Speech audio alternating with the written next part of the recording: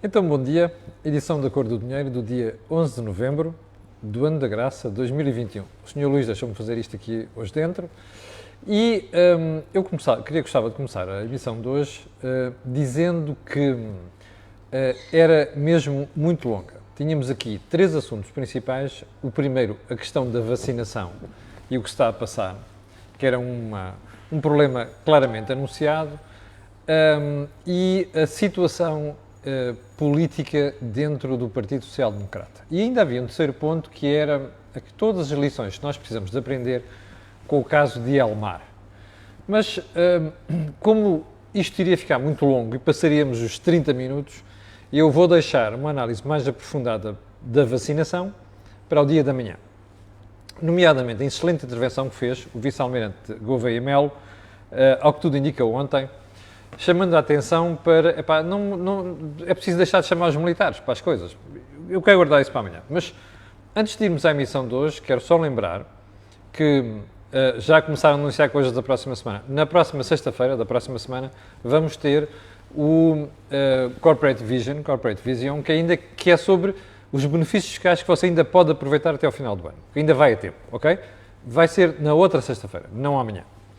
Mas, segundo alerta, lembrar que este canal tem uma parceria com a Prozis e, portanto, quando você fizer compras no site, utilizando o cupom Camilo, no checkout, tem um desconto de 10%. Vamos então à emissão de hoje. E eu gostava de começar por um post que me enviaram. Houve um espectador que me enviou isto, que é um post da Simone de Oliveira. Eu gosto muito da Simone, desde miúdo, cantora, depois mais tarde atriz, gosto muito da Simone, mas de vez em quando a Simone tem umas saídas um bocado tontas. O post que me mandaram diz mais ou menos isto. Foi uma entrevista, salvo erro, ao jornal Blitz, onde a Simone de Oliveira diz: negacionistas e extremistas punham-os a todos no Alentejo a cavar, e depois diz outra coisa, punham-os na prisão. Vão para Caxias um mês ou dois, sem comer nada, que é para saberem o que é viver num regime sem liberdade.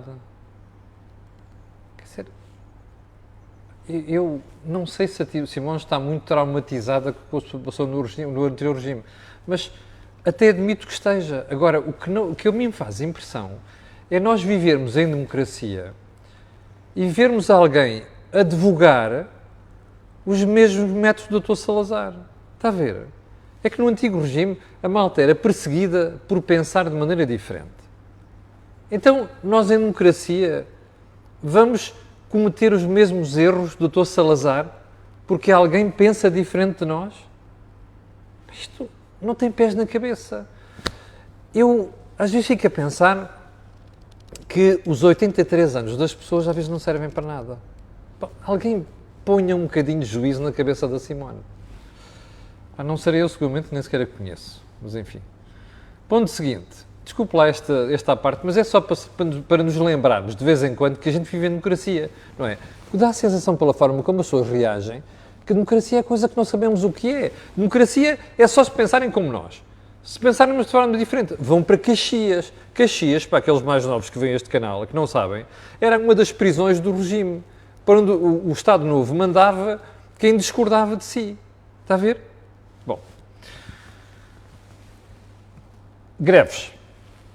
Amanhã, a Frente Comum, a FESAP desistiu da greve amanhã, mas amanhã a Frente Comum mantém a greve da Administração Pública.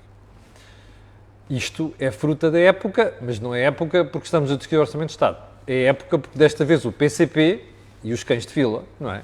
Que é, como eu costumo dizer, isto está entre aspas, obviamente, que é para depois não dizer que estou a insultar ninguém, e não estou, é a maneira de falar, que é a CGTP já está no terreno.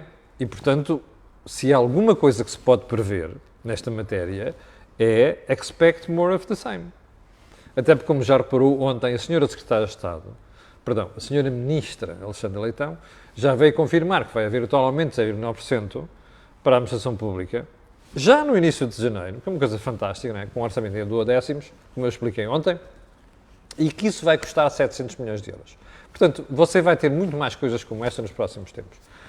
Bem, O ponto seguinte é uma história que, quando nós andámos a discutir isto, felizmente já há registros disto aqui na Cor do Dinheiro, no comentário matinal, quando o Governo aprovou a linha circular do metro, você lembra-se que eu fui um dos analistas que manifestei a minha oposição.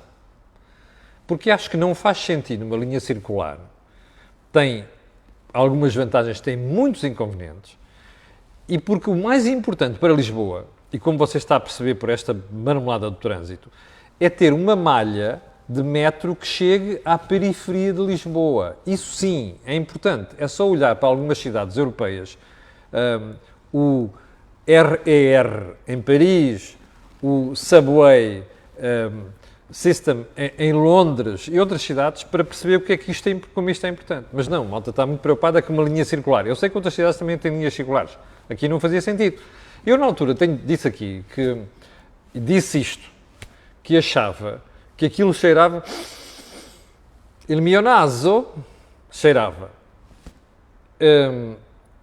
Ontem vi uma coisa qualquer, ontem, que faz foi ontem, num jornal, a dizer que afinal, na Estrela, os problemas de escavação, que é uma coisa que eu acho como é que nunca se pensou muito bem naquilo, podem criar problemas de estabilidade e, portanto, adivinhou, aquilo vai custar mais dinheiro por causa disto. Mas ontem mesmo estava eu a pensar nisto, quando vi uma parte de uma reportagem na CMTV, da jornalista Ana Leal, onde se estabelecia uma relação entre a linha circular e os interesses imobiliários em Lisboa. Vou lá. Se il mio naso, na altura, já detectava um cheirinho qualquer, il mio naso agora detecta um cheirinho ainda maior. Portanto, espero que o seu naso esteja atento. E também espero que o naso das autoridades judiciárias esteja ainda mais atento que o seu e o meu.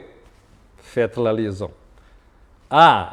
Não se esqueça de identificar quem foram os grandes defensores daquela ideia e estiveram por trás da decisão, ok? Não se esqueça. Faites la liaison. Bom, ponto seguinte. Eu ia falar disto, já não vou falar, porque implicava desenvolver isto a sério, os recados de Gouveia e Mel. Vamos deixar isto para amanhã e vamos juntar isto a mais aquele churrilho de tontices da avózinha da DGS. Ok? Fica para amanhã. Último ponto deste período de ordem do dia, o caso Ior Omeniuk, que morreu às mãos do CEF, dos inspectores do CEF, como você se recorda, foi parar ao Tribunal da Relação. E o Diário Notícias traz hoje, isto em manchete, belíssima análise, boa reportagem, do que é que foi dito no Tribunal da Relação. Desde o Ministério Público a dizer que achava que aquela pena que se foi pedida era excessiva, o representante do Ministério Público, e que ele teve o cuidado de dizer que o recurso não era dele, era do seu colega. O próprio coletivo de juízes a questionar isso. Mas uma coisa muito importante, que eu devo ter sido o único analista que falei nisto quando se decidiu o caso. Como você se recorda, no dia em que o Estado anunciou que a indemnização, o Estado quer dizer o Governo, à viúva do Sr. Omeniuk ia custar qualquer coisa como 800 mil euros, eu mandei-me ao ar. Passei-me. É assim, se você me perguntar, pode-me chamar os nomes que quiser, ok? Pode-me chamar os nomes que quiser. Mas se me perguntar assim, quanto vale uma vida humana, eu não sei. Para mim não tem preço. Se alguém fizesse alguma coisa aos meus filhos, alguém da minha família, para mim não tem preço, certo? Mas os tribunais acabam sempre por encontrar uma forma mais ou menos objetiva para determinar o valor de uma vida humana. E eu, na altura, lembro de ter dito aqui aos espectadores, para compararem as decisões dos tribunais em matéria de valor de vida humana com aquilo que o Estado português atribuiu. Bom, nem mais, nem ontem, como costuma dizer. No tribunal, o delegado do Ministério Público disse que se começasse a pagar indemnizações daquele valor, isso punha em causa a solvabilidade do Estado. Coisa que o advogado das famílias das vítimas não gostou. Paciência. Mas a verdade é que é mesmo assim. Para mim, aquilo é um exagero monumental, tendo em conta outras decisões de tribunais. Bom, vamos então aos assuntos de hoje. E o assunto de hoje principal tem a ver com Rui Rio. mais uma vez, e infelizmente. E a estratégia do PSD para as próximas eleições. Eu vou fazer uma recomendação à malta do Rui Rio, que eu sei que vê este programa. Peguem nesta parte, a partir de agora, e espetem, que é para ver se ele percebe, porque não é apenas a minha opinião, se ele percebe o que é que tem que fazer. Ontem, eu já volto a Rui Rio daqui a bocadinho. Aliás, vamos matar o assunto. Rui Rio começou por dizer, antes de ontem, que ia deixar de fazer combate interno para se virar para criticar o governo. Remember? Eu era para ter falado disto ontem, não falei. E que a sua preocupação não era estar ali a insultar ou chatear-se com Paulo Rangel e que o principal tinha que ser os erros do Partido Socialista por causa das próximas eleições. Certo? Bom, eu ontem ia dizer isto que vou dizer hoje outra vez, que é, espera aí, então, mas quer dizer que não vai haver debate interno no PSD? Ele vai deixar isto para os segundos? Não. Quem vai governar o país e liderar o partido não é o segundo nem terceiro. Chama-se Rui Rio, se ganhar as eleições. E chama-se Paulo Rangel, se ganhar as eleições internas. Para já isto parece-me um disparate. Uma coisa é debater internamente, outra coisa é insultar. O problema, e insultar e extremar. O problema é que o Rui Rio não percebe a diferença entre uma coisa e outra, como já se percebeu aqui. Mas ontem a minha crítica ia ser moderada, hoje vai ser violenta. E porquê é que vai ser violenta? Porque o Sr. Dr. Rui Rio, ontem foi à RTP dar uma entrevista, onde borrou a pintura, o que faltava borrar da pintura. Certo? Não? Então já vai ver. O que eu tirei de mais importante da entrevista do Rui Rio foi isto. Mas se eu perder as eleições, ou seja, se António Costa ganhar, eu tenho a obrigação, em nome do país, não sei quantos, de apoiar, porque o país não pode ficar sem governo. Espera aí. Qual é a oposição que o Rui Rio está a fazer a António Costa com esta saída? Isto foi o que o Rui Rio andou a dizer nos últimos 4 anos. Isto, em minha opinião, obviamente, é a razão da derrota fragorosa de Rui Rio nas eleições legislativas de 2019 e nestas eleições autárquicas, onde teve umas vitórias, é certo, mas são eleições pessoais, não preciso não esquecer isto. Portanto, mas que estratégia é esta? Onde ele diz que vai deixar de fazer combate interno para se opor a António Costa, mas depois diz que vai viabilizar um governo de António Costa. Então eu vou explicar ao Dr. Rui Rio o que é que tem que fazer. É o Dr. Paulo Rangel também. Desculpem a modéstia. É o meu artigo de hoje no Jornal de Negócios. Então diz assim, o que é que Rui Rio e Paulo Rangel devem fazer? É muito simples. Têm de dizer o seguinte. Olha, como já percebeu, o Presidente da República, já te expliquei aqui, quer um Bloco Central. António Costa já percebeu que só se safa no poder com um Bloco Central. Até Manuel Alegre, como expliquei ontem, já fala em entendimentos com a direita. Sabe porque é isto, não sabe? O Presidente da Arrasca não quer o país ingovernável. Culpa dele. Como já expliquei aqui bastas vezes. Manuel Alegre sabe que o PS sai do poder se perder as eleições. E, portanto, a conversa aqui, ou melhor, não é só se perder as eleições, se ganhá-las, mas que já não vai haver acordo com a extrema-esquerda. E, portanto, esta malta não quer sair do poder. É o que isso quer dizer. Então, o que é que Rui Rio e o Paulo Rangel têm de fazer? Uma coisa muito simples. Paulo Rangel já disse que não vai conversar com o Partido Socialista. Bom, eu acho isto um erro. O que é que eles têm que dizer? Nós não fazemos acordo com o PS se estiver lá António Costa. Isto é que o Rui Rio devia estar a dizer.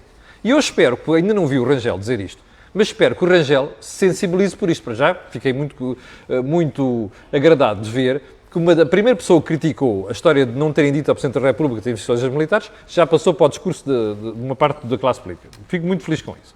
Bom, mas vamos a isto.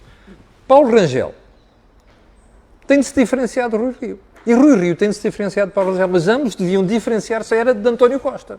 E o que eles têm que dizer é isto. Meus senhores, então um indivíduo que governou mal nos últimos 6 anos vai governar bem agora? A pessoa que dormiu com a extrema-esquerda durante 6 anos, agora de um momento para o outro acordou e sonhou que afinal a mulher da vida dele chama-se PSD? Não. Não é. Isto é uma conversão que ninguém vai acreditar. Ora, é isto que Rui Rio e Paulo Rangel têm que dizer para o outro lado. E o que eles têm que dizer, que é para responsabilizar o eleitorado, é dizer o seguinte: não há acordos com António Costa. Portanto, nós queremos ganhar as eleições e o PS tira aquele senhor dali. Como ele próprio já admitiu, abriu a porta da rua, também na entrevista à RTP. Lembra-se?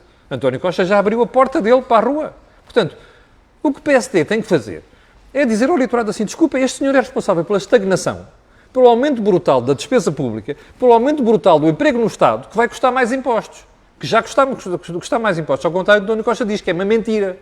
Portanto, meus senhores, nós não negociamos com António Costa. Portanto, o que vocês têm que fazer é penalizar aquele senhor que é responsável pelos últimos 6 anos e a seguir ele vai para a rua e então sim, nós falamos com o futuro líder do Partido Socialista.